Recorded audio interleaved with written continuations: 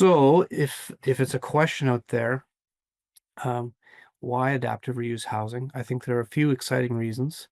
The first reason that comes to my mind as part of Sustainable Building Manitoba is the dramatic reduction in embodied carbon um, that adaptive reuse housing offers.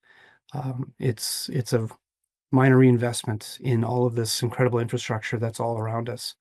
Um, it's also very much about the reduced construction schedules that come with having a structure built and ready to go. It's about slowing the pace of suburban sprawl and helping to address the housing needs, the housing crisis. It's about breathing new life into our mature neighborhoods where we have services, where we have public transit, and strengthening those communities and those neighborhoods. And that, I think, as we'll see, sometimes it's about retaining and reinventing some of the architectural legacy of our cities in some of the notable historic buildings. And then in terms of influences, what's driving this? Apologize, I'm struggling with trying to move this. Our work patterns. That's no surprise. Coming out of the pandemic, nearly a quarter of us are still working entirely from home or in some partial hybrid arrangement. So that's a notable impact. That, of course, puts pressure on office vacancies, which continue to climb. You can see in the blue line in the chart below. And the Class B and Class C office spaces are high in particular, about 22% nationally, which we'll see a little bit later on is exactly the type of office environment that's best suited to housing conversion. And then of note, in the last year, what they refer to as the absorption rate was negative about 1 million square feet. So in other words, 1 million square feet across Canada became available in the downtown office environments. The other item of note here, you'll notice that the asking rent continues to climb. So there's a bit of a cycle involved here. As the vacancies drop, property owners need to charge more, which puts further pressure on the vacancies. So there's a cycle created. In Winnipeg, I think most are aware that the vacancy is high. It's nearly 17%, which is the highest it's been in 30 years. And just in the downtown alone, that's over 2 million square feet of office space that's vacant. Of course, not all those square feet are readily converted, but people are studying this. So Avison Young, a leading commercial realtor, has a simple definition for what's an adaptive reuse ready property. They define it as buildings built before 1990, which are less than 15,000 square feet. So across about 14 major centers in North America, that right away presents 9,000 buildings that are available according to that definition. In Calgary, coming out of the pandemic, over a third of their downtown office space was vacant. It was the highest in Canada. And they've been really recognized as a leader in how to study and how to incentivize adaptive reuse housing in the downtown. They engaged Gensler in 2020 to develop an assessment tool, and they looked at over 6 million square feet of downtown office space and deemed that about a quarter of it, 1.5 million square feet, were suitable for adaptive reuse using this set of criteria, which is weighted. So the first being site, location, location, location. The second being the overall building form and complexity. The floor plate, the details of it, the depth of it in particular, how well it's suited to residential suite layouts. The envelope, the condition of it, or how readily upgradable it is. And then the servicing, the mechanical electrical systems, the plant systems, along with, the basics, how much parking is available, how much loading is available. So from there, the city had funded that study and made that available to developers. And then they offered quite a notable financial incentive of up to $75 per square feet to convert office to housing and $50 per square foot for post-secondary. The other important component is the process, of course, and they really streamline that as part of this program, so that the speed in the schedule that you get with an existing structure isn't slowed down by the process at the front end. And some of the results to date of the projects that have been studied, they found that construction costs are about 75 to 80% of what a new build would be. So that's a real incentive in and of itself. And they've provided over $165 million in incentives to date. One example on the right, and then a few more here. This map shows the first 10 projects that were identified and have been completed.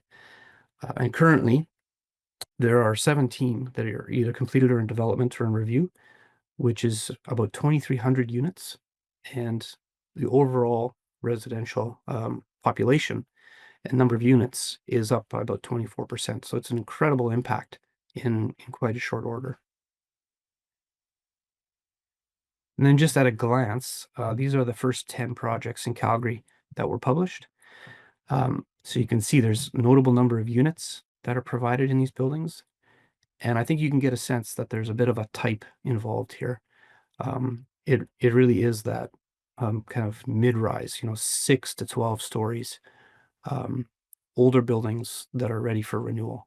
It's not the Class A 20, 30 story plus environments that are being converted. So what are some of the challenges? We know that like any renovation or retrofit, there needs to be an increased contingency because unknowns do crop up. So that's an initial roadblock compared to new construction. The complexity of the tenant management, you're effectively multiplying the number of tenants by at least 10 when you're converting office plates to apartments or condos. And then there's, I think, last but not least, this is a really important one, I think, kind of interest for this group, the consistency of the sustainability impact. There's a range from converting warehouse buildings without, replacing windows or adding insulation, all the way to completely renewing the envelope systems and putting in high efficiency mechanical systems. So that's something that would or could be addressed by a national retrofit building code, something we're anticipating in 2030, which is actually still a fair ways off. So what's happening in Winnipeg? A fair bit. Here's a collection. There could be several more examples gathered. On the left, Ashdown Warehouse was developed some time ago, 40 plus years ago, a leading example, and there's many more warehouse building examples like that. Bottom left is the Medical Arts Building, recently converted. The top right is the former Royal Bank Building, Red River College, Polytech's student residences. And two bottom examples on the right, 533 Main and a property on Carlton, have recently been converted. So this is definitely happening. And then the three projects that we're very pleased to be able to present today. Number one, Uptown Lofts, the former Academy bowling lanes or Uptown Lanes by Tat-Liang Cheam of Neimark. We have Eric Pollock, number 10, presenting Wehwehneh project or formerly the Hudson's Bay building. And then Alex Chomik from MMP Architects will present the Smith Street Lofts. So without further ado, I'm going to stop sharing and then turn it over to you, Tat. All right, so who's been to the Academy bowling lanes? I want to show of hands here who's gone bowling. Yeah, we got a few people. Aaron, you must have gone bowling? No. Okay, that's fine. Most people have been there either as kids or they've been with their family friends or as adults bowling. So it truly is a Winnipeg icon. And it is an adaptive reuse of an historically designated building. This photograph here is of the Uptown Theater, shortly after the opening in 1931. Designed by Max Blankstein, it really has an eclectic mix of architecture. It includes all kinds of stuff, Moorish-inspired design, Greek, Romanesque, Spanish Art Deco, you name it. It was basically meant as an escape from the home, and it did well for that purpose. It was constructed originally as a movie theater. This photograph shows the Uptown Theater shortly after the opening in 1931. But in 1960, the theater was closed and the building was transformed into bowling lanes. Fun fact, the building existed longer as bowling lanes than as a movie theater. This reuse is a result of two main events in history. One is the invention of the television, and second, Wii bowling. I'm not joking about the Wii bowling, but we'll get there. In the 1950s, TVs became very popular, and by 1960, the need for movie theaters radically decreased. So the Wii bowling, sure, we did the virtual thing in our basements, but bowling's still alive and well. That's not the real factor. One of the biggest factors was really long-term economic viability. The rental rates that the owner Globe was able to obtain was just too low for the bowling. And so they're looking really for potential best uses for the property. And so really mixed use multi-residential commercial was a far better economic return. The urgent restrictions on the building require really that we design a building in a building. The original 2 floors of the bowling alley was demolished and 2 new floors were constructed within the original shell. In the photograph here, you can see everything removed. You can see a faint line by my cursor where they removed the 2nd floor of the bowling alley with all the debris. And on the right-hand side is where they opened an exterior wall to allow rigs in to drill for the helical screw valves. The main floor is a mix of commercial and multi-residential. Interesting that the commercial is brought back to its original use. When it was a movie theater, the top northwest corner and northeast corner were stores. So we're actually bringing back the use that used to be there at the beginning. The rest being multi-residential suites. In the corner, we could take advantage of the back area to actually cut out a larger opening for more natural light and windows. But a big challenge was that in the 1980s, they built a 2-story commercial structure blocking windows and views. So we had very limited windows and openings to the structure. The 2nd floor is both office and multi-residential. The global trend then was really a live-work combination setup. Live-work was happening in major cities, including Toronto, Vancouver, Calgary, so we thought we'd try it here. What we found in the end, though, is that the live-work was really working a bit different. People were working at home, as Gabe mentioned, but they were working in their living room, on the kitchen counter with their iPad, iPhone. So the demand for having a separate workspace by the residential wasn't really cutting it yet. So they're still hoping to lease these out for that purpose. Their floor were able to creep above the 2-story adjacent structure and punch in some windows to allow natural light into the floor plate. So then we can actually have complete multi-residential wrapping around the entire 3rd floor. The challenge here was we had almost a very wide floor plate, almost 100 feet in depth. So that required us to rotate the suites 90 degrees and really have a narrow front facing the exterior on both sides. So planning was a bit of a challenge, but we were able to make it fit. We pleasantly had some surprise features. The contractor lifted some ceiling tile in the front foyer and found the original plaster ceiling from the movie theater. So we had to keep it. That resulted in halfway through design, changing our approach and rejigging the suites at the front part of the building to allow for the 2-story beautiful foyer, which we're happy to do. That allowed us to restore the plaster ceiling to its original splendor and make it a nice, again, restore it to an entry foyer feature as it used to be. The exterior was also restored back to its original design intent. So a lot was done here in terms of really rehabilitating, repairing, conserving, and preserving the structure. Rena Ricci, who's on the call, was very instrumental to help us look at what we could do, restoring the clay brick roof tiles, the Portland cement plaster walls, ornamental ironwork. Some of it we could restore, some was actually too corroded, so we had to replace it completely. There were some plaster niches, wood windows where we had to reinsert wood muntins and restore the wood windows where possible. And the key marquee entrance was restored as well. So with the two new floor plates, we had to work, as I mentioned, with the existing limited windows. I'm circling on the right-hand side, these small little windows. When I go back up over here, the third floor lined up with small, really almost ornamental windows, but they were really vision glazing. So we were able to go back and insert them into the suites, into the corridors, and make them useful. Become like little surprise, like they're not naturally big windows, but we could work with them. On the east facade, again, here we had to bring in some light. So there were some plaster features with a truncated corner. So we basically removed the inserted part of the wall and worked with a new window with a truncated angled corner to fit within the architecture. The redevelopment is really about a contemporary interior within the shell of the historic building. This image is of the theater shortly before the conversion to the bowling alley in 1960. So unfortunately, most of this was completely removed, but what remained were features we could use.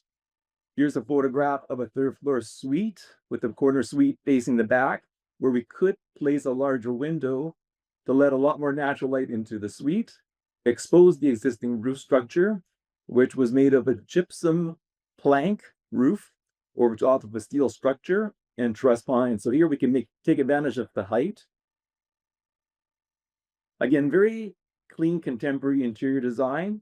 We did try to hint at the original Moorish inspired design by even using tile with that kind of a thematic geometry into the, call it, more contemporary suites.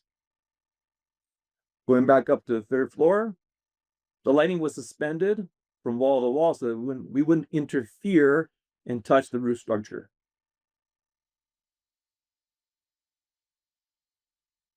So really the key other aspect of the building that I just mentioned was the steel truss roof, which clear spanned the entire building of almost 100 feet.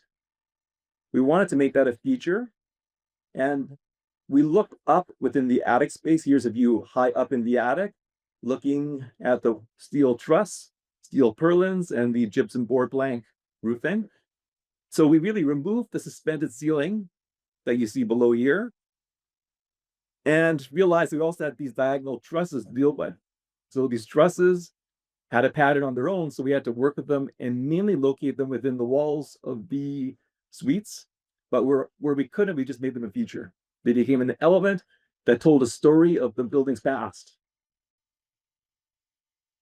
Yeah, I'll look it up. Sustainability, the main approach we had really for sustainability, the main thing was really keeping the building. There were so many restrictions in terms of keeping the exterior facade that we agreed with. The deep floor plate for multi-residential, no windows on the east side of the building. So just trying to plan the building to keep it was really the sustainable part of this project. Yes, we had some pretty typical aspects of recycled content, low VOC finishes, low formaldehyde, Energy Star labeled appliances, mechanical at a combination of heat pumps and electric heaters. The blowing fixtures were low flow with much more water effective design than what was required. Electrical at LED lighting throughout. Then we come to the envelope. So yes, we have an old school double white staggered brick exterior wall with 4 inches of clay brick. And after much deliberation, we decided to keep the wall the way it was. The mass wall was basically a living entity, breathing as it should over almost 100 years, and we didn't want to disrupt how it worked. So we did not provide any additional insulation or envelope changes. We kept it the way it was to prolong the masonry life. And that resulted in a whopping high R7 for the outside walls. We had to kind of live with that and work at that. Where we could infill, yes, we put studs in, spray foamed it up to R42 where possible. The main insulation improvement was in the roof. There we could knock down the roof to the original gypsum board planks, build it back up with polyiso to get back to an R42 roof. So that part was workable. Our main challenges were really preserving the building while planning for all these different uses. Working within the constrictive restraint of the building geometry and the wide floor plate was our biggest challenge. The construction challenge was really building the building in a building. Again, so we were able to get access from the back lane, take out a wall completely, put it back in, bring in a rig, drill for the helical screw bows. And I would say our biggest lessons were listen, listen, listen. A key thing was having the tradespeople and subcontractors involved during design and also during the working drawings and with ideas during construction. We had to be, I would say, pretty fluid and open. Even though we did a full working drawing set, there were some ideas that came about during the building that changed their detailing. I would say this was really possible because of the construction management setup. We had the contractor on board involved from the get-go, and that really helped because we had them involved to really input during design. A traditional design bid build would not have allowed us for this collaboration. So the CM was perfect in the setup. And in the end, we felt we had the best team with the best knowledge, and having open, candid discussions was key for the project's success. I'd like to thank Jason, Brennan, and Melissa from our office for the dedicated work, and to the owners of Low Capital for having the vision to make this happen. Here's the end result of the building from what it used to be. And on the right-hand side are some of the new openings for the multi-residential suites. So really sustaining and revitalizing an iconic neighborhood building, we felt was really the big win for Winnipeg. Keeping it, bringing back the commercial on the front, and making multi-residential work within the building itself, and bringing it back to life. That's it for my part, and I'll turn it back over to Gabe. Thank you, Pat. That's an incredible project. I think we probably have 15 minutes of questions right now, but I think we're going to try to hold those until the end. So I'll turn it over to Aaron to talk about Wehwehneh. Hey, so thanks very much, everyone. Today I'm going to be talking about Wehwehneh Bahgahkinahgohn, so the redevelopment of the Hudson's Bay building. The presentation is going to touch a little bit more about our process as we are currently in the design phase of the redevelopment. So it won't necessarily show a complete direction, but hopefully it's giving some insight into the different ways that we're approaching this building. So as many of you have heard, the building is now owned by Southern Chiefs organization, who represent 33 First Nations in Southern Manitoba. And so working with them, along with our consultant team, Crozier-Kilgore for structural and envelope, MCW for mechanical electrical, we're really working through this building and trying to figure out all the moving parts a part of it. So a little bit about the building. As some of you may know, opened in 1926, and it's approximately 650,000 square feet in downtown Winnipeg, which is no small amount of area. This was also the largest poured reinforced concrete building in Canada when it was built. So a lot of material, a lot of latent energy within this building. For the heritage protection, elements that we are working with include the exterior limestone cladding, the canopy, which goes around Memorial, Portage, and Vaughan. There is a beacon on the roof, which at the time, one of the taller buildings in the downtown area. This was a main element to the building, so we're going to be looking at how that gets reincorporated. The bronze framed entrances and windows along the main floor that we can see and appreciate today, those are heritage protected. And so we've been working a lot, obviously, with heritage and determining different aspects. And we're working with a heritage grant for a roof replacement, as well as a window replacement, and exterior stone repairs were required. So again, as you can imagine, as a cast in place building, this has a lot of embodied carbon already in place.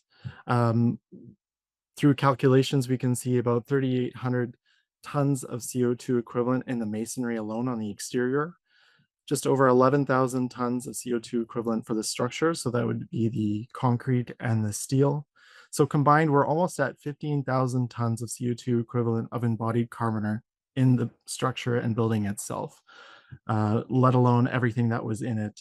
So the equivalent of that, we have 15,500 hot air balloons by volume. You can do 11,500 cross Canada trips or 97,000 trees planted as an offset. So a lot of embodied energy in this building.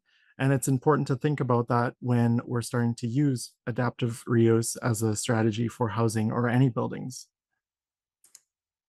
So what are we doing here at the Bay, at Wehwehneh? It's broken down mostly as a residential project. We're taking the overall massing and introducing an atrium that will really help with the daylighting. So starting from the top down and the roof, we're working through different child care play areas, lounges, and communal gardens. The 3rd to 6th floor is dedicated to residential. So this is deeply affordable housing apartments. 2nd floor dedicated to assisted living for First Nation elders. Approximately 300 suites plus common area spaces on each of these levels.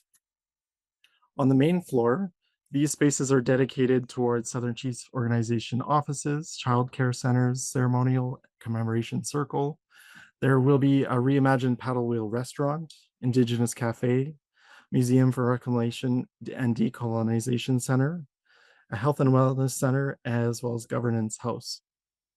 So again, we're working with a lot of square footage and trying to think about the best way of utilizing all of the spaces and the forms of the building, and then the lower plaza level as well as additional commercial space. So when we think about that atrium, this is an initial schematic rendering of what that potential is. And so we're thinking of the atrium as almost the new heart of the building. Not only is it introducing natural daylight to these huge footprints, these floor plates, obviously we're not getting a lot of natural light.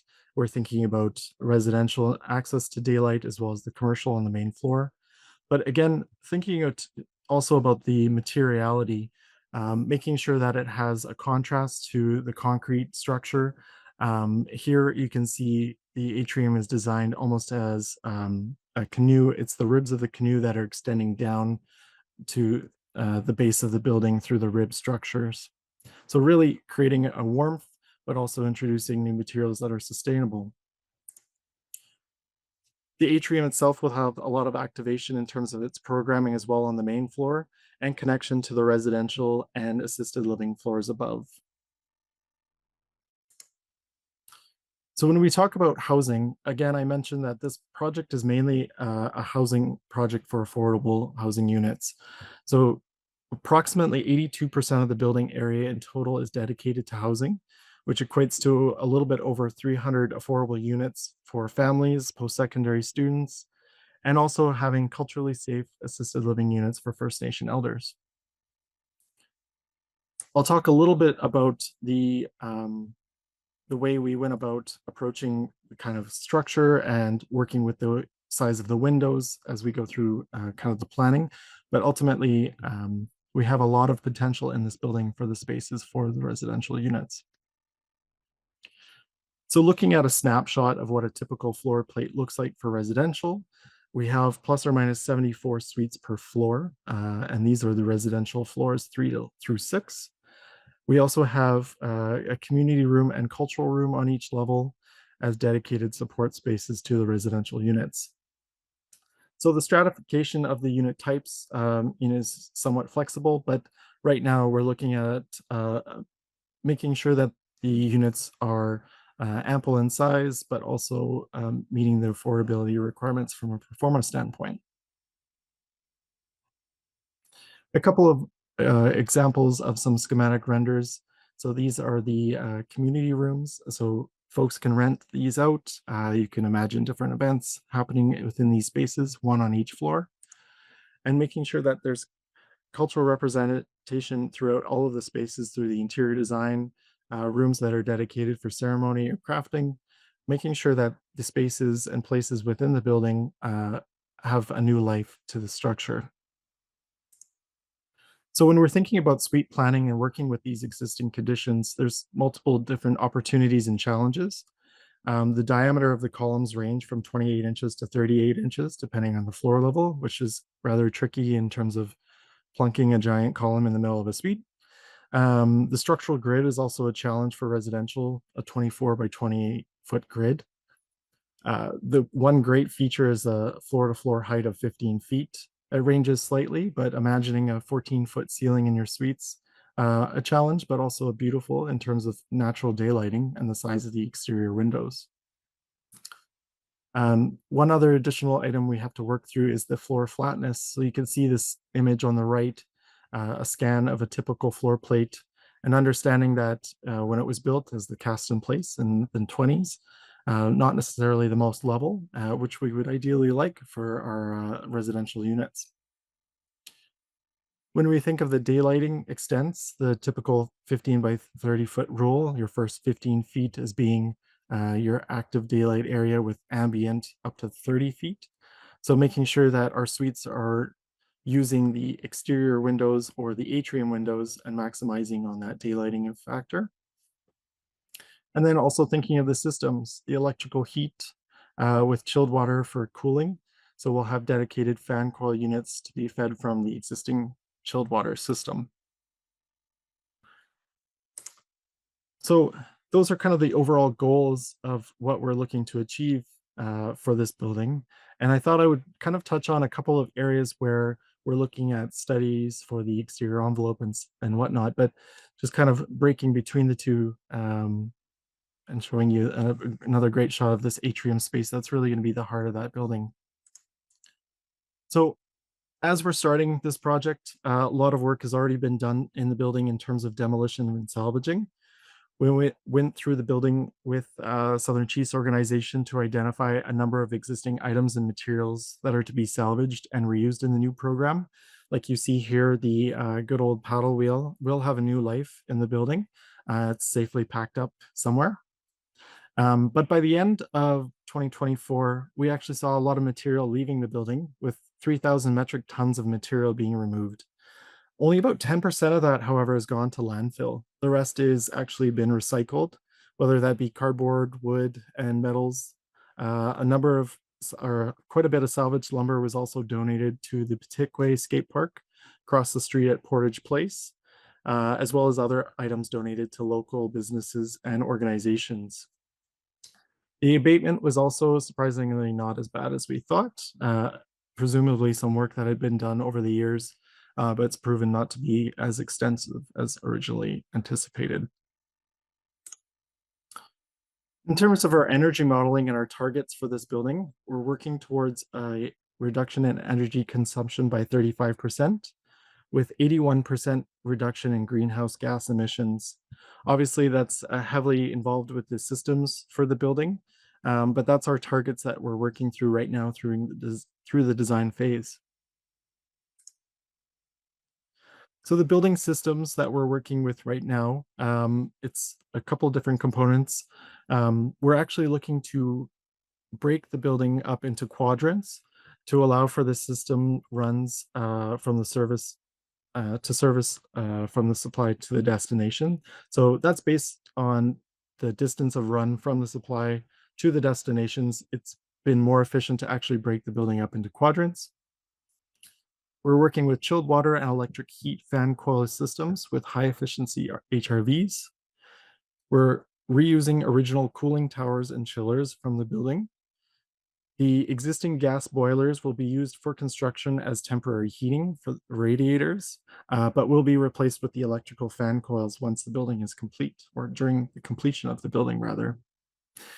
And the centralized hot water system with high efficiency gas water tanks for the residential floors will be utilized. The gas is required based on electrical service capacity. So quite a big building, the surface capacity doesn't allow for, so we're proceeding with the gas for the hot water tanks. So this is just a quick diagram taken from our model as we're working through the coordination of the building, showcasing the ducting and plumbing alone. We're also working through right now a couple of different envelope studies. So we did have an air tightness testing done of the building. As you can imagine, this amount of square footage, it's about 8.1 million cubic feet of volume. To no one's surprise, we could not pressurize the whole building due to the number of openings and louvers. And so what we've actually done is done smaller sections on each of the floors to really focus on the air tightness of the building. As part of that, it's the exterior windows that we're looking at right now, not only from a heritage perspective, but a challenge based on the existing performance. So the size of the windows are also quite large, which is beautiful. But when we're looking at it from a performance standpoint, we need to make sure there's the replacement for both long-term performance, the structural requirements are being maintained, and as well the historical significance. Right now we're showing triple pane windows as the replacement, and we're working through the details in terms of what that window replacement looks like, and envelope replacement as well, or sorry, not replacement, but envelope work for the air tightness. We also completed a hygrothermal study of the brick, so the masonry assembly of the exterior wall, which we determined we cannot insulate the exterior walls. So instead, we're looking right now at a air barrier detail. So looking at the air tightness, as it's our biggest air leakage was found around the windows. The other component that we're looking at right now is the roof replacement. There's, interestingly enough, an existing secondary wood roof sitting on top of the cast-in-place concrete roof, which is typical in older buildings, where this is where you would have your rainwater leaders running through. So we'll be removing that secondary wood roof and a full replacement of a roof along the concrete cast-in-place structure. Interestingly enough, as we were looking at the building, there was a great existing use of gray water storage collection on the roof, which in 1926, when the building was opened, was used for all of the washrooms. It's been out of commission for quite some time, but kind of an interesting fact about the existing building and its sustainable efforts back then. Lastly, talking about the atrium space. So it will be a conditioned space. We will have a fully glazed atrium on the roof with a dual pane glazing. The suite facing windows, taking in that natural light coming in through the space, will also be dual pane, not necessarily for an envelope perspective, but more of an acoustic property. The walls themselves we'll be looking at from an air tightness perspective and sound, but obviously the thermal quality isn't required based on that atrium adjacency. And as you can see in the rendering, we're looking to use mass timber as the structure for that atrium, and also doing kind of a life cycle analysis as compared to steel, just to show the benefits of the mass timber structure that we're looking to use as it connects to our existing concrete structure. So again, I don't have final floor plans or final iterations of what this building is, but hopefully this gives you some insight as we're working through this project as to what we're working through from a sustainable aspect, as well as an envelope performance. And yeah, I hope that has been of interest to you folks. Very good. Thank you, Aaron. I think we'll turn it over directly to Alex. So Smith Street Lofts, we're very fortunate to be working on this project with Edison Properties. In 2017, 2018, we began working directly with the client and the contractor, which was Acton Construction. This type of contract was performed under the construction management, and many parties were involved. And the list that we've identified here is just the consultant team, which was Crozier Kilgore, Epstein Engineering, SBC Consulting, and Wood Environmental. But the list goes on, as many of you know. Many of our design assists included Westcan, Electrical, Derksen Plumbing and Heating, and Border Glass for the curtain wall and glazing assemblies, and obviously the new addition, which was the precast parkade and the precast balconies, was Wells Concrete. So just a little bit of background on the history of the building. There's not a lot of history in terms of the images or the drawings that were made available to us, but what we did find was through a thorough investigation of the existing building, a lot of challenges were presented to us. Just some quick facts on the origins of the building. It was built in 1971 as for social housing project, and it was a mix of residential units as well as office space. So that main floor was mostly office. What you can see, there used to be a one-story podium at the front, which was removed in this project. And then on the top floor there, where you see the larger windows, that was all office space as well.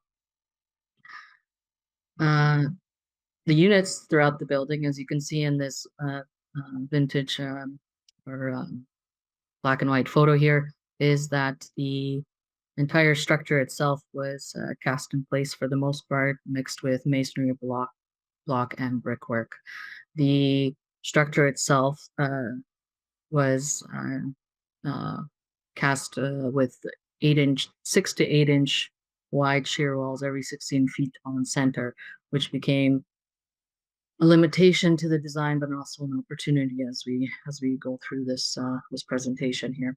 The owner wanted to reinstate a lot of the affordable housing components into this project, and so we maintained a significant amount of residential suites, but also enlarged them. And then we added commercial units in lieu of office space, and plenty of amenities such as a dog run and wash, a theater that includes a golf simulator, fitness area and spa, a multi-purpose room, library, and in addition, a new 225 stall parkade, precast parkade that you'll see in the images coming up.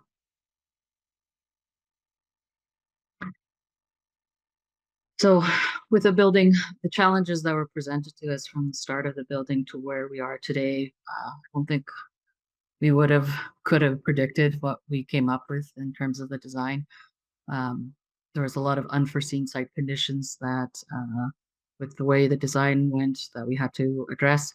And this is one of the reasons why the previous owner had to sell the building, that the capital investment to renovate this entire structure was significant and exceeded capital costs.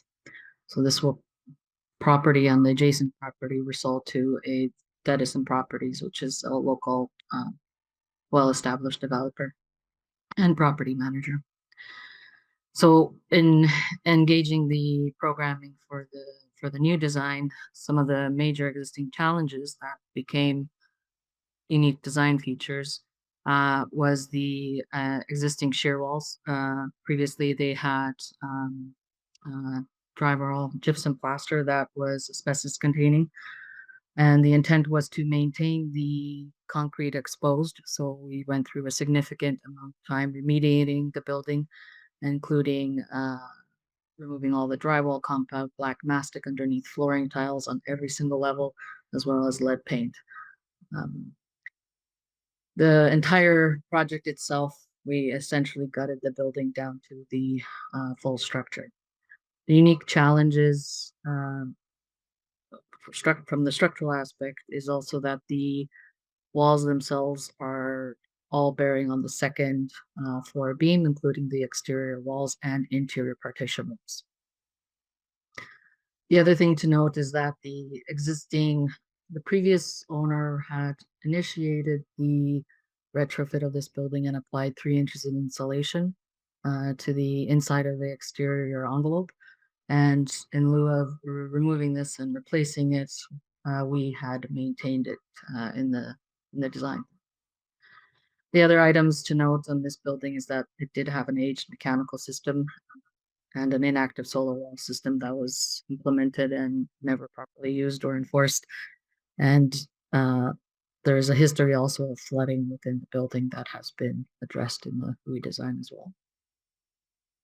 And just to note before we go, the structural plans that you see here at the bottom, on the left, it highlights the post and beam, column and beam design, and then floors 3 all the way to 20 or 21 if you don't count the 13th floor, has the shear wall showing there every 16 feet on site. So the proposed design, as I mentioned, it was a mix of commercial space on the main floor, supporting space such as the dog wash station, bike storage, some of the public amenities like storage facilities as well as open activity areas. The second floor was mainly on prime activities for residents, private activities for residents like purpose room, spa, fitness, library, and commercial and kitchen.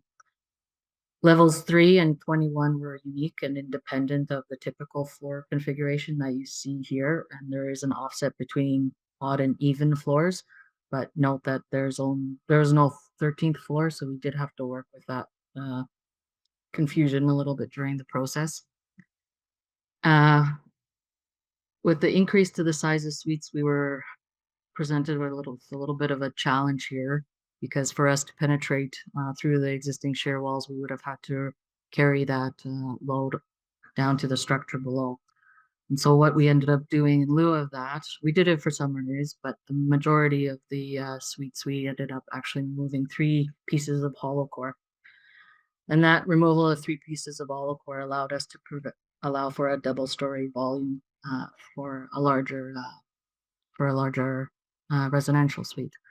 So the existing typical floor footprint was about 350 to 65 square feet, and we increased it to about just under 500 in most cases, some 600 depending on the location. One of the other structural challenges is that we couldn't do it in every single bay. We had to skip the other one to prevent the whole building itself from collapsing like a pancake.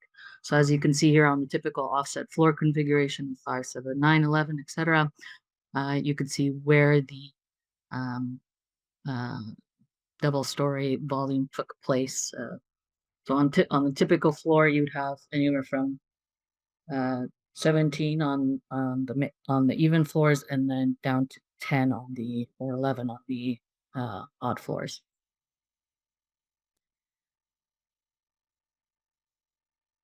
And there was quite a few different configurations for suite types. Unfortunately, the east side and the west side did not match each other. Overall, we had, I think, if we were to close to 13 or 14 different floor plans for suite types, but the 5 that you see here between the studio suites, the 1-story bedroom or 1-bedroom loft suite, 2-bedroom penthouse suite, and 2-bedroom are the typical. It's also important to note that 35% of the suites were affordable and fell under $1,000 per unit, and over 15% of the units were designed also as accessible units.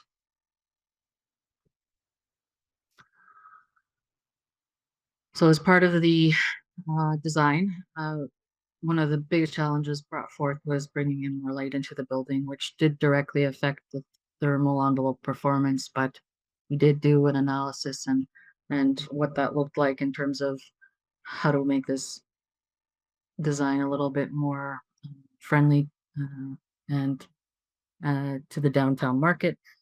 As you saw before in one of the images, there was quite a small window, so we did want to increase the window size.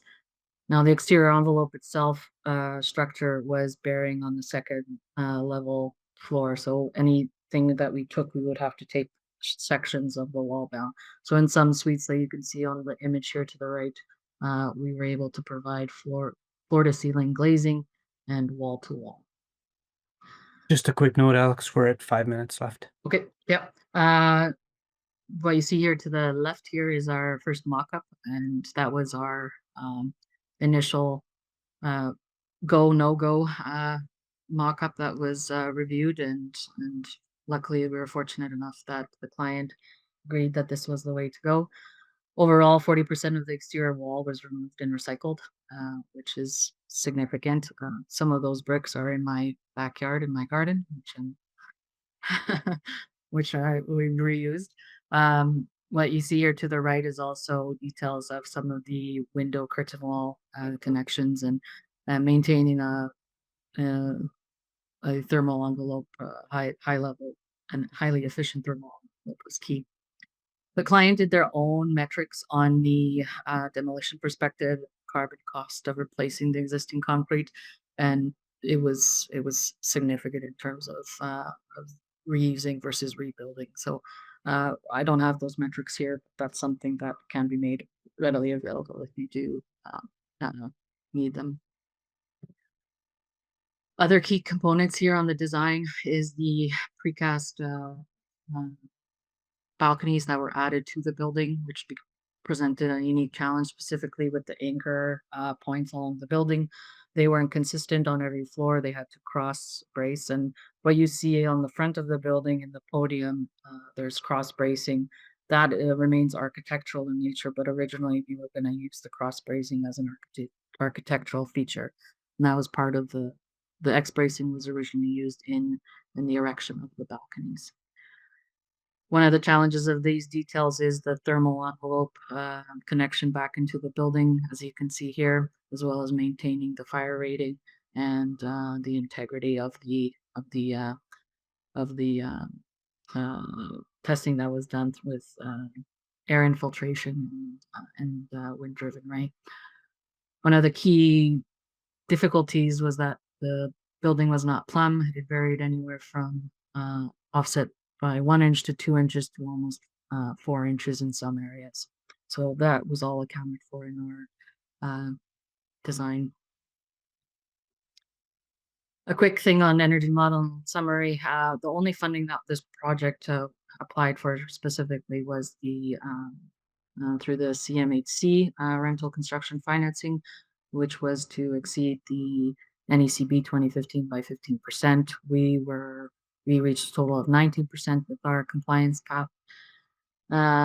Some of the existing mechanical and electrical is conditioned primarily by a full pipe fan coil system, and we have a pair of rooftop energy recovery ventilators provided air to the fan coils. Central heating is provided by a series of natural gas-fired condensing boilers, while cooling is provided by a pair of electric scroll-type water chillers. The central ERVs have direct expansion cooling coils, external air-cooled condensing units, and hydronic heating coils to temper the incoming air.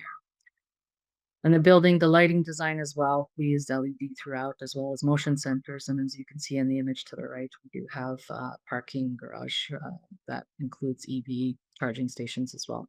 So overall, high efficiency recovery, gas-fired boilers, and domestic hot water heaters. And the following images are just kind of a highlight of some of the as-built finalized conditions, and what you see here are photographs from station photography. These were the actual real-life pictures taken after the building was built and occupied in 2022.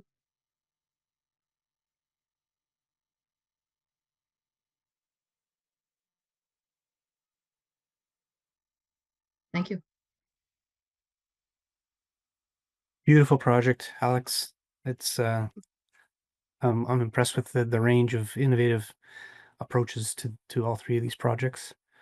Yeah. I know we're right at the end, but I think if there are questions, we'd be happy to field those. Yeah, if anyone has questions, feel free to put your hand up or just unmute since we don't have any hands up yet. Or you can also use the chat and I can read out the questions for you. Oh, looks like we have one. Portage Revitalization Corp. Feel free to unmute. Sorry. I thank you guys for your wonderful presentation. Definitely gives us inspiration. We love those ideas. We were just curious. So, like, how can maybe you guys might know the secret is how can we effectively move forward with adaptive rehousing solutions, like repurposing existing buildings or utilizing, current maybe vacant properties. With like somewhat restrictive bylaws and policies, like how are you guys able to address that? That's kind of, I have a couple questions, but I don't know if you guys want to answer that part. I'll offer an initial answer. I think you see in the three projects presented, each of them were a very unique opportunity, and obviously had a very willing champion in the client to make them happen. None of the three projects presented kind of fall into the Calgary incentive program pathway, which would be interesting to see a presentation on that as well.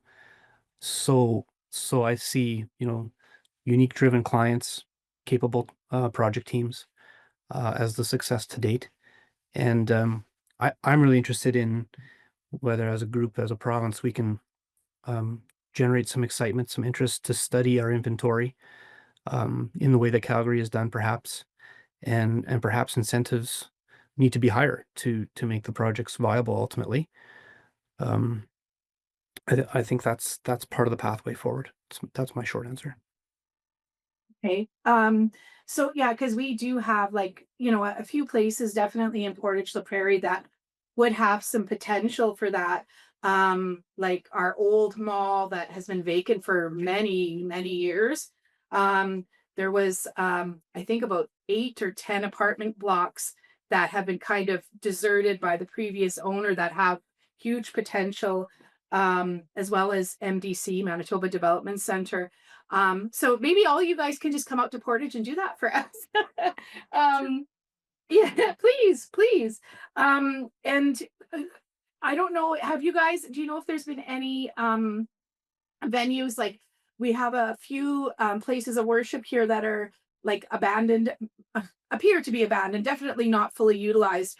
If any, policies or bylaws have been, utilized for that, and how we can address that. Because I believe there's 2 or 3 churches here that have not been used for numerous years that, I know that was done in Roland, a previous church that was made into affordable housing. Have you guys tackled that at all? And how? I don't believe any of us here on the call have direct experience with that. I'm aware of one project in Osborne Village in Winnipeg, an older church that's been converted to, I believe, condos. And there may be others, but you're right. It's another very interesting, probably very challenging kind of type or archetype to take on as adaptive reuse. Yeah, Yeah. maybe, Like Tat-Liang. just a comment to the question. Yeah, I found, we found, at least in our project, and I think the 2 other architects presenting would concur with that, having a very early collaboration and input with the designers, the owners, potentially a builder. Like we really found a huge benefit having a construction manager involved with us at the get-go to brainstorm ideas. And we would actually have meetings and pre-apps with the city or the local jurisdiction and talk very openly, candidly about the intent to save a building. Like it's not going to, and these buildings don't go anywhere with a lot of thought or effort. And if the team is assembled early on, wherever you pick, wherever it works on the project, and they have those initial meetings with the jurisdiction to talk about the intent, we found the cities and some of the jurisdictions were flexible in how they could interpret the bylaw and the codes. Codes have to meet codes, but you can have alternative solutions to make it safe. Zoning is zoning, but you can sometimes, if the intent is there to revitalize the building, we found that a lot of jurisdictions are open if you start early. So starting early with whichever team you pick, and is a real key part of the project. Okay, thank you. Great, thanks. So we are a couple minutes past 1. So if you do have to take off, feel free. But if you have a couple more minutes, there is one more question. RM Gowie. Gabe, Tat, got a beautiful project. You alluded to the fact that there was a bit of a confluence of nostalgia. The building has charisma. But let's face it, it's in a place in Winnipeg of privilege. So what are your comments, maybe on the social policy side of architecture? If the same kind of building was located in the North End, would it have survived? Yeah, that's a good question, William. So here it was all based on the economics of the rental rates of the bowling alley, rental rates of what they could get on Academy, and yeah, more privileged people definitely that could afford the rental rates that allowed the pro forma to work in that location. It may not have, like, quite frankly, William, where we were, the owner thankfully dug into their own pockets to fund the project. They didn't also search for any other potential monetary assistance to make it viable. So I can see in other parts of Winnipeg that the rental rates that they can maybe really put it out there to capture the market, maybe a lot more limited. But there are other types of housing grants that can help. The challenge with the historical buildings is that you've got to put a fair amount of money, at least into the mechanical, electrical, architectural. Structural, you got for the most part, but even in Alex's case, there was a lot of structural changes, even in Aaron's project. So the number crunching on other parts of Winnipeg would be way more challenging. We were fortunate, at least for the project, to get off the ground, but it only catered to a certain clientele, as you alluded to, William. In other parts of Winnipeg, they may have to require it to actually have some funding assistance or some kind of break in taxation to make them even happen. Thank you so much to you all for coming to present on your exciting projects, and thanks for tuning in, everybody. Hope to see you at the next one.